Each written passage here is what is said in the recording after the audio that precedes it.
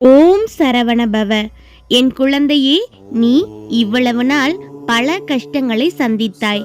உன் தொழிலில் தடைகள், உன் வாழ்க்கையில் குழப்பங்கள். நீ முயற்சி செய்தாலும் வெற்றி தூரமாக இருப்பது போல தோன்றும். சில நேரங்களில் நீ தனியாக இருப்பதாக கூட நினைக்கின்றாய். ஆனால் உண்மை என்ன தெரியுமா?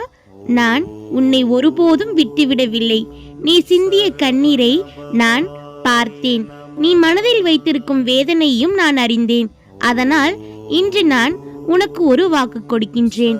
இன்னும் 15 நாட்களில் உன் வாழ்க்கையில் ஒரு நல்ல மாற்றம் ஆரம்பமாகும். நீ காத்திருந்த நல்ல செய்தி நிச்சயம் வரும். நீ நினைத்த வேலை அல்லது தொழிலில் முன்னேற்றம் வரும்.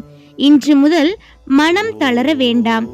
ஒவ்வொரு நாளும் என் பெயரை சரவணபவா என்று நினைத்துக்கொள். நம்பிக்கையுடன் இரு. உன் பிரச்சனைகளுக்கு நான் வழிகாட்டுவேன். எல்லாம் சரியாக ஆரம்பித்த பிறகு ஒரு நாள் என் ஆலயத்திற்கு வா. நான் உன்னை ஆசீர்வதிக்க காத்திருக்கின்றேன்.